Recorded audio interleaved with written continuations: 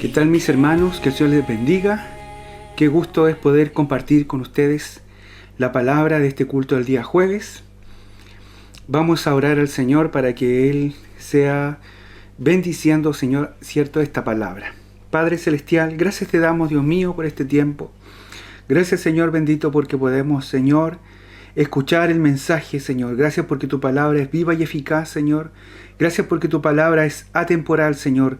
Pasa el cielo, pasa la tierra, cambian las circunstancias, las situaciones, Dios mío, pero tu palabra permanece para siempre. Tu palabra, Dios mío, provoca en nosotros, Señor, siempre es el alimento, es lo que nos hace crecer, el que nos hace desarrollarnos, madurar como cristianos, Señor. Gracias, Padre Celestial, por ella. Háblanos, Señor, en este mensaje, en el nombre de Jesús. Amén y amén. Mis amados, el mensaje se encuentra en el último libro de la Biblia, el libro del Apocalipsis. Y el nombre del mensaje se llama El tiempo está cerca. La palabra está en Apocalipsis capítulo 3, versículo 1 dice: Bienaventurado el que lee y los que oyen las palabras de esta profecía y guardan las cosas en ellas escritas, porque el tiempo está cerca. Bienaventurados son los que reciben el mensaje, ¿cierto?, de el libro del Apocalipsis, de esta profecía, dice, porque el tiempo está cerca. Cada uno de nosotros sabe que hoy más que nunca el tiempo está cerca. El mensaje, el libro del Apocalipsis es el último libro de la Biblia.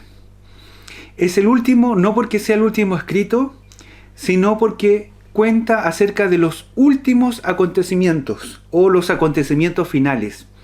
El nombre del libro se llama Apocalipsis, o que significa revelación, y proviene de la primera palabra de este libro. Dice, este libro parte diciendo la revelación de Jesucristo. Por eso se llama así, Apocalipsis o revelación.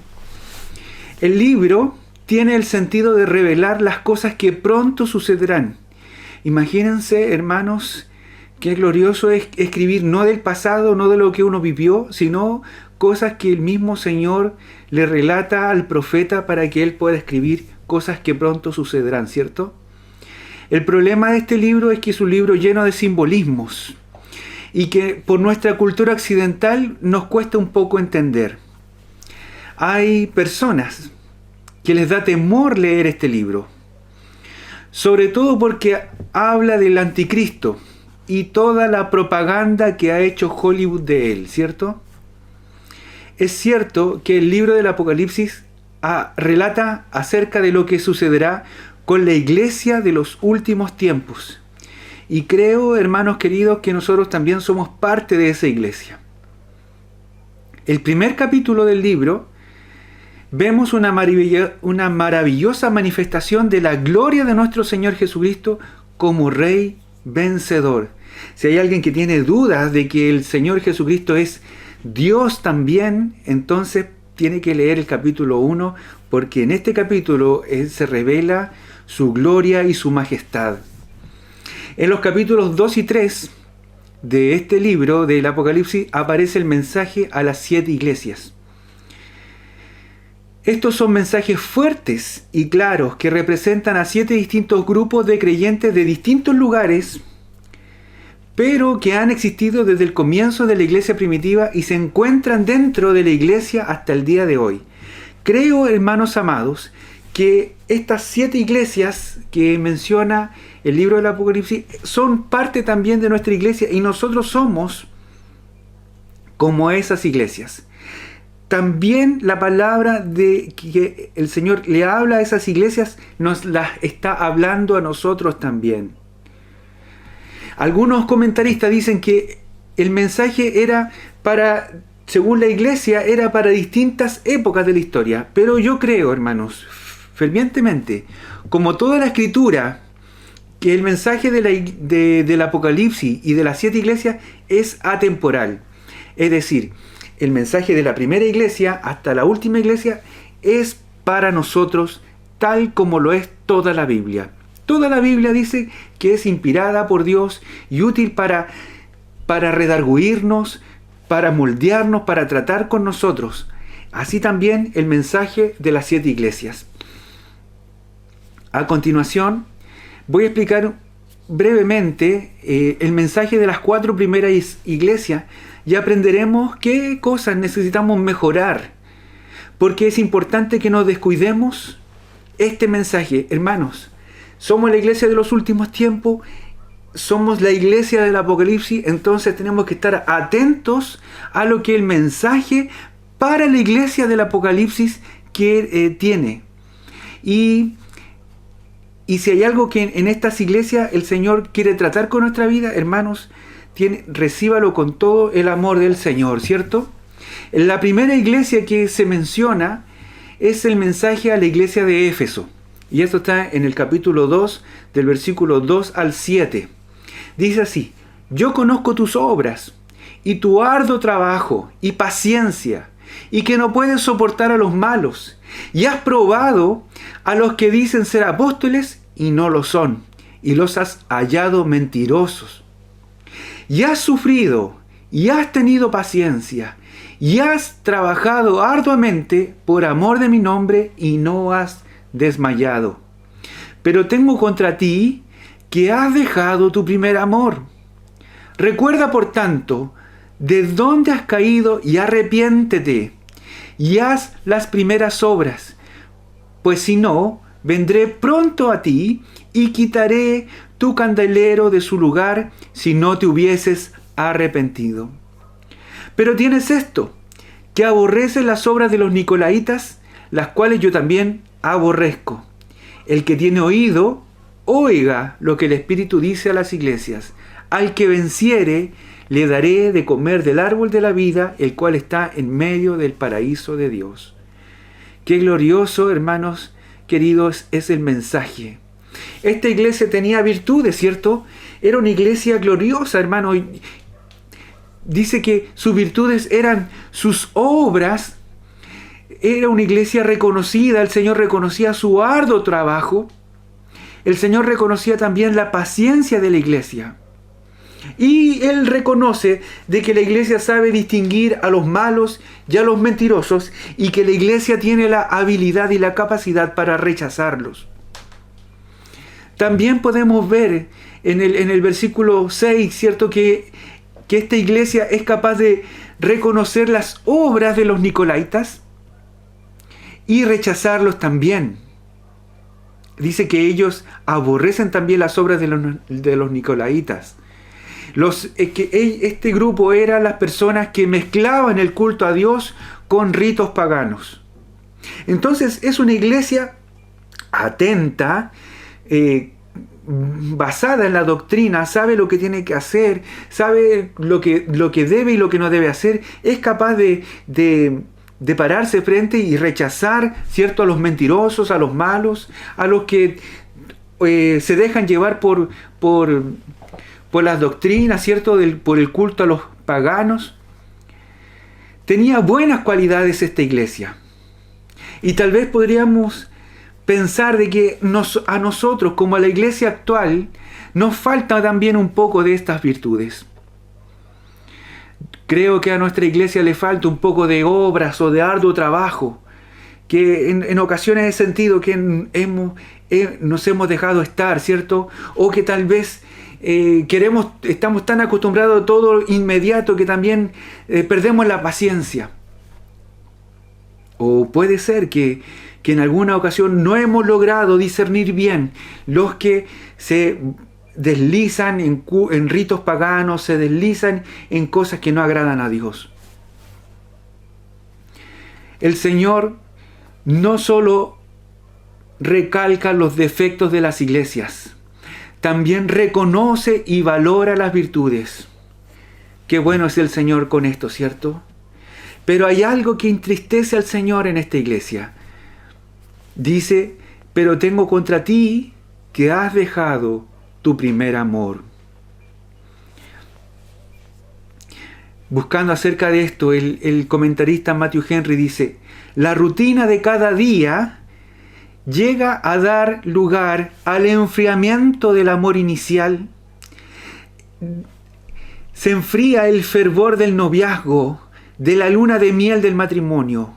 Suele ser un proceso lento, pero desemboca en una crisis tremenda. Eso es, la rutina va enfriando el amor, la pasión, el tesón, ¿cierto? Al Señor le interesa que podamos mantener vivo el amor. Mire, aquí hay un ejemplo. Supongamos que una mujer le dice a su marido: tú sabes que por ley estoy atada a ti y por eso debo estar contigo. Por lo tanto, yo estaré cumpliendo todo cuanto me incumbe. Yo te voy a preparar la comida, voy a lavarte la ropa, mantendré limpia tu casa, pero te advierto que mi corazón no está contigo. Yo amo a otro. Imagínese cómo se sentiría esa persona. ¿Estaría contento ese hombre con semejante esposa? ¿No es cierto? Cualquier hombre, al descubrir que el corazón de su esposa pertenece a otro, la abandonaría. Es más o menos el sentimiento del Señor. Siente que la iglesia está dispuesta a trabajar arduamente en el servicio, está dispuesta a cumplir con la misión, ¿cierto?, evangelística, a enviar misioneros, a adiestrar, a enseñar, a discipular, pero ha perdido la pasión, el primer amor. El primer amor es dejar todo por el amor que lo ha dejado todo por nosotros. El Señor Jesucristo, ¿cierto?, por amor de nosotros dejó todo. Dice que Él se rebajó, Señor, hasta la condición de hombre. Y en esa condición de hombre se humilló a sí mismo hasta la muerte, y la muerte más humillante que existía en ese momento, que era la muerte de la cruz. Todo por amor a nosotros. ¿Cómo nosotros podremos descuidar ese gran amor? Me recuerdo a las hermanas, ¿cierto? Marta y María. Marta, afanada y turbada. María se queda a los pies del Señor a contemplarlo, a escucharlo, a recibir el mensaje. El Señor amonesta a Marta y le dice: Marta, Marta, afanada y turbada. María escogió la mejor parte y no le será quitada. Hermanos, el Señor pide el hacer de Marta sin dejar la contemplación y la admiración que sentía María por el Señor Jesús. Cuando sentimos un amor y pasión por Él, cuando reconocemos de que estamos en deuda por su gran amor, hermanos, nunca un trabajo se nos vuelve gravoso, muy por el contrario. Procuramos hacerlo con todo el mayor, de la mejor forma, porque es por amor. La pregunta frente a esto es: ¿podemos reconocer si tal vez hemos descuidado el primer amor? La segunda iglesia es la iglesia de Esmirna, y el mensaje de la iglesia se encuentra en el capítulo 2, versículos 9 y 10. Este es un mensaje un poco más lento, más corto. Dice así: yo conozco tus obras y tu tribulación y tu pobreza. Entre comillas o entre paréntesis dice: pero tú eres rico. Y la blasfemia de los que dicen ser judíos y no lo son, sino sinagoga de Satanás. No temas en nada lo que vas a padecer. He aquí, el diablo echará a algunos de vosotros en la cárcel para que seáis probados, y tendréis tribulación por 10 días. Sé fiel hasta la muerte, y yo te daré la corona de vida. El Señor conoce a la iglesia de Esmirna. Hermanos, qué glorioso es saber de que el Señor nos conoce tal cual somos, hermanos. Conoce nuestros padecimientos, conoce nuestro dolor, conoce nuestro sufrimiento, conoce lo que nos tiene angustiados. El Señor conoce la tribulación de la iglesia de Esmirna. Esmirna, la palabra Esmirna viene de la palabra griega mirra, que es el perfume con el que se utilizaba para untar a los muertos. Por lo tanto, Esmirna o mirra habla del sufrimiento y de muerte. El Señor sabe perfectamente los padecimientos y tribulaciones de la iglesia de Esmirna, así como conoce perfectamente los padecimientos y tribulaciones de la iglesia de hoy. Él sabe que somos pobres. Él dice, conozco tu pobreza de bienes materiales, ¿cierto? Pero tú eres rico. Y es que cuando uno reconoce su falta, su necesidad, y se somete y se sujeta al Señor, uno puede decir que es rico en abundantes misericordias de Dios. Ellos eran ricos en la fe. El Señor dice, ustedes son pobres, pero realmente son ricos.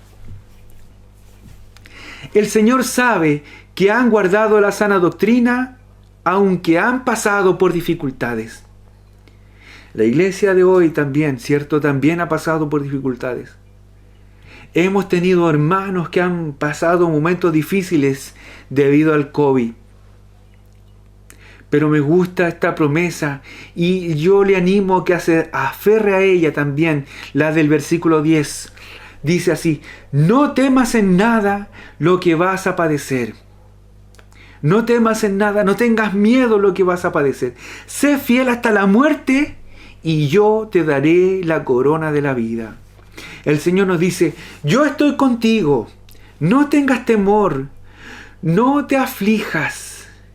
Aún en la sala del hospital, no tengas temor. Aún con el respirador mecánico, no tengas temor, yo estoy ahí. Porque si eres fiel hasta la muerte, el Señor promete la corona de vida. Yo antes pensaba que el Señor se refería a una corona de oro así grande de rey. Pero esta corona de vida es la corona que está hecha con hojas de laurel, la que le daban a los victoriosos de las Olimpiadas. El Señor tiene una corona de triunfo para los que permanezcamos fiel hasta la muerte.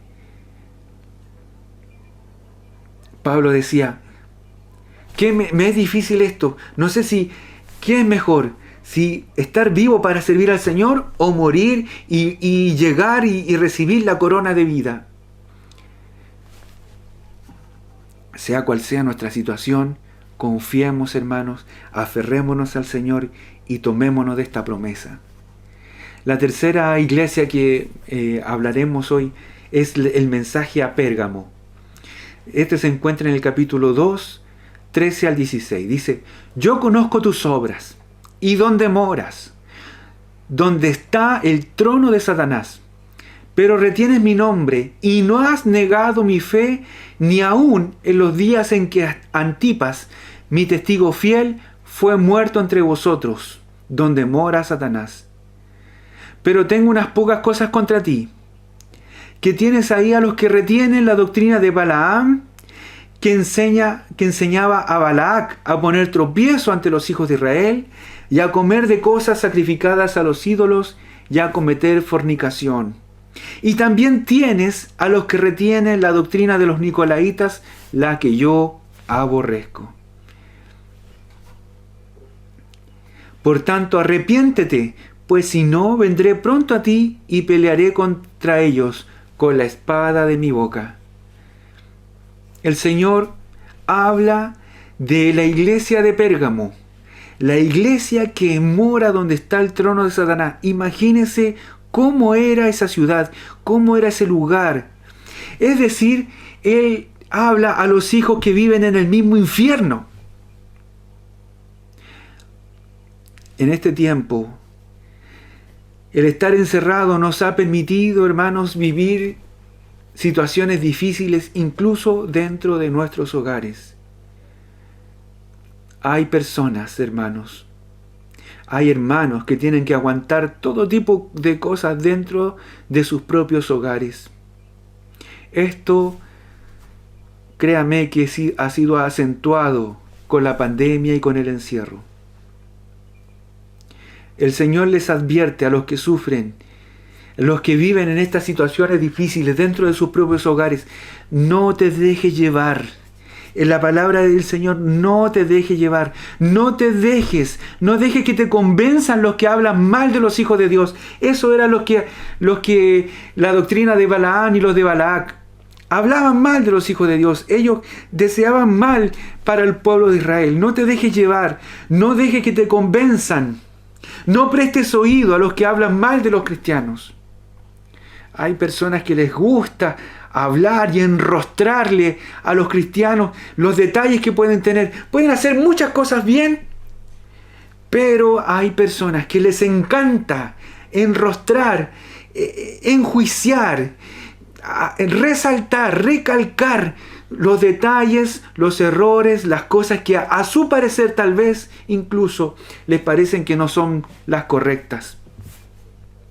No prestes oído a los que hablan mal de los hijos de Dios. No permitas que tomen a la ligera o livianamente el pecado. Hermanos queridos, una cosa es que las personas a tu alrededor pequen con libertad, como lo que pasaba en este pueblo, en esta ciudad, ¿cierto?, de la iglesia. Pero otra es que lo hagan con tu consentimiento.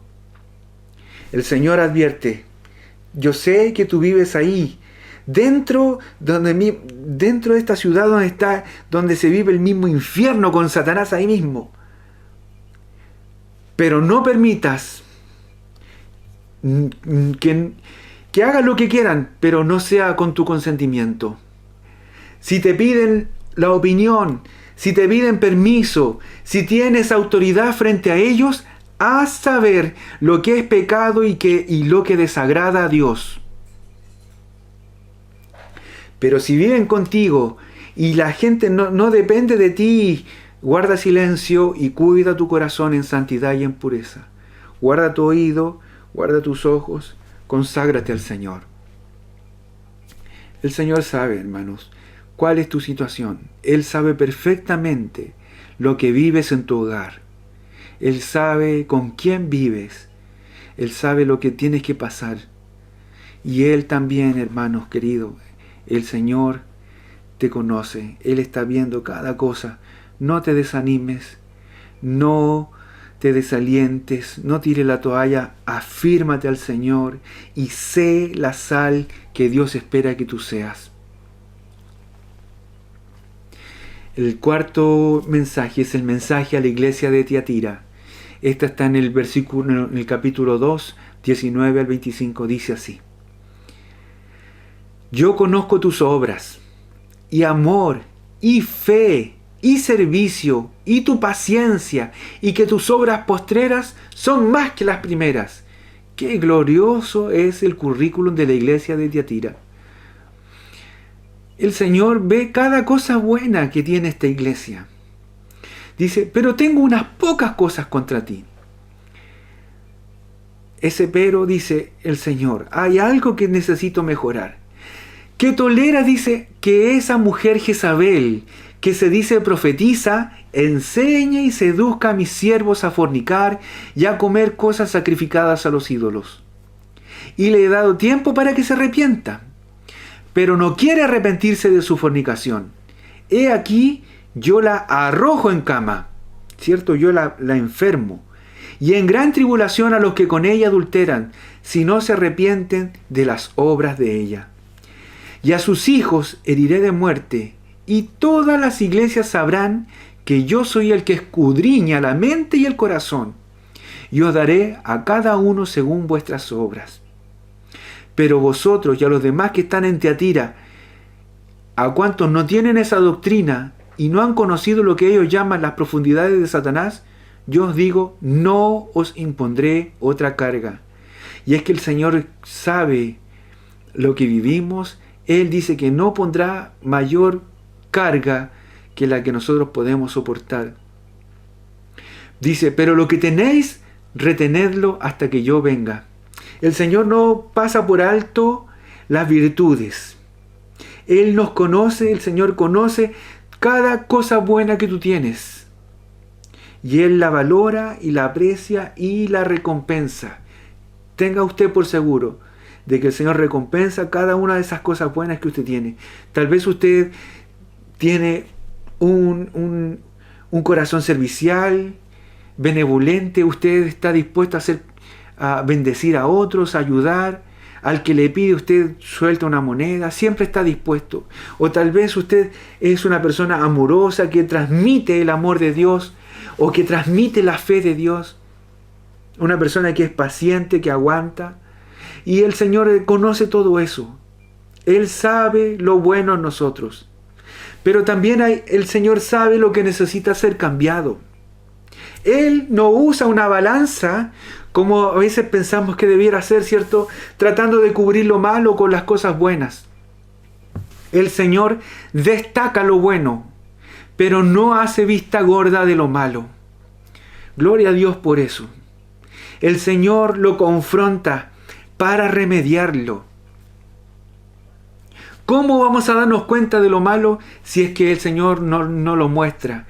Él redarguye, Él examina nuestro corazón. Podemos orar como oraba David, ¿cierto? Examina mi corazón y lo más profundo de mí, Señor, muéstrame lo que hay. Quiero cambiarlo, quiero sacar lo malo de mí.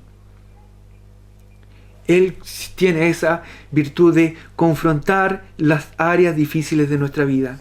Estoy seguro que hemos crecido, ¿cierto? Desde el día en que conocimos al Señor hasta ahora no somos los mismos. Hemos cambiado, hemos sido mejor, tenemos obras mejores, tenemos mayor fe, ¿cierto? Nuestra fe está mejor cimentada.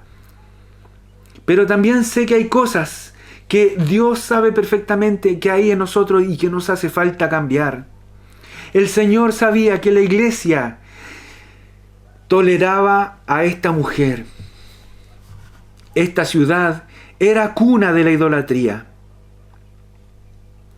La iglesia de Tiatira, habían 2 templos paganos grandes en esa ciudad. Una ciudad pequeña y con 2 templos paganos grandes. El Señor conocía que la iglesia que estaba ahí vivía dentro, sumergida en una cultura de idolatría. La ciudad tenía una cultura de idolatría, pero el Señor no tolera la liviandad. El Señor está dispuesto a escudriñar el corazón. El Señor requiere, hermano, de que nosotros, a pesar de la situación, a pesar del lugar donde estamos viviendo, sigamos manteniendo, ¿cierto?, nuestra sazón, nuestro sabor, nuestra sal. El Señor espera de que la iglesia sea la sal de la tierra. Estamos donde estamos. El Señor te tiene en un lugar, ya sea en tu trabajo, ya sea en tu casa, en tu hogar, con tu familia o en el lugar donde estudias. El Señor quiere que tú estés ahí para preservar ese lugar. Tal como se usaba la sal, para preservar los trozos de carne en ese tiempo, para que no se pudrieran.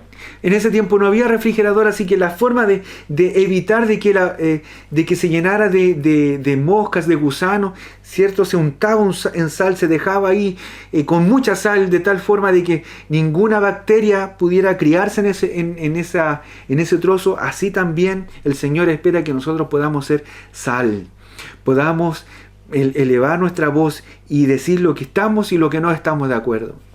El Señor espera que la iglesia sea ejemplo de santidad. Mis amados hermanos, para concluir, el Señor dice en el verso 7 del capítulo 2, dice: el que tiene oído, oiga lo que el Espíritu dice a las iglesias. Y el que venciere, le daré a comer del árbol de la vida, el cual está en medio del paraíso de Dios. Mis amados hermanos, abramos nuestros oídos, estemos dispuestos a escuchar, estamos dispuestos a que la palabra del Señor nos redarguya y nos muestre lo que falta cambiar en nosotros. Estamos dispuestos a dejarnos que el Señor nos trate, nos limpie, que el Señor nos enrostre lo que falta, lo malo de nosotros. Estamos dispuestos a ser la iglesia del Apocalipsis. Estamos dispuestos a ser tratados con su palabra? ¿Estamos dispuestos a ser la sal que el Señor quiere de nosotros? ¿Estamos dispuestos a aferrarnos de nuevo al primer amor? ¿Estamos dispuestos para ser los que venzan? ¿Qué le parece si oramos al Señor? Padre Santo, gracias Dios mío. Gracias Señor por tu palabra. Gracias Padre Celestial por el mensaje en las iglesias. Gracias Señor porque el mensaje también es para nuestra iglesia. Este mensaje Señor es para mí como parte de la iglesia del Señor. Yo necesito ser tratado, Dios mío, así como las 7 iglesias del Apocalipsis, Señor. Cada una necesitaba ser tratada en un área, Señor. Así también nosotros necesitamos ser tratados. Trata con nosotros, Señor. Te autorizamos a que escudriñes en nuestro corazón. Muéstranos lo que falta cambiar, Señor. Haznos ver, Padre Celestial, lo que necesitamos crecer. Señor, estamos dispuestos. Gracias, Dios mío, por tu palabra. Gracias, Señor, por el tiempo en el cual tú nos permites vivir. Gracias, Señor, por el mensaje que tú nos entregas. Amén y amén. Mis amados hermanos, que el Señor les bendiga. Un fuerte abrazo y estaremos viéndonos en otra ocasión.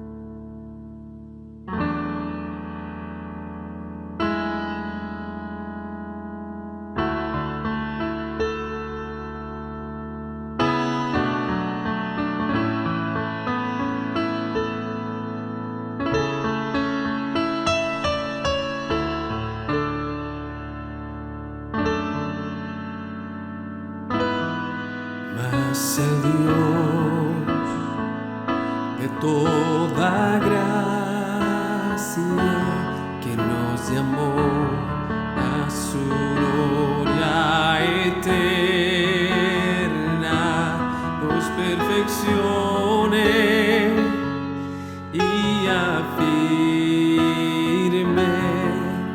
fortalezca y establezca.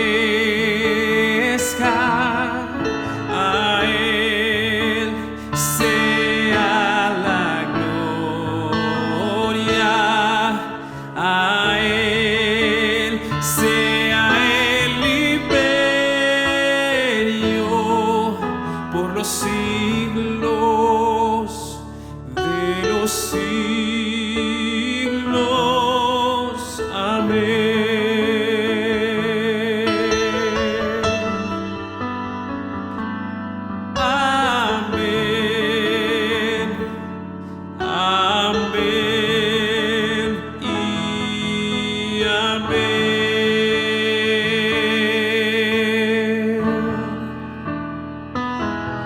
Mas el Dios de toda gracia, que nos llamó a su gloria eterna, os perfeccione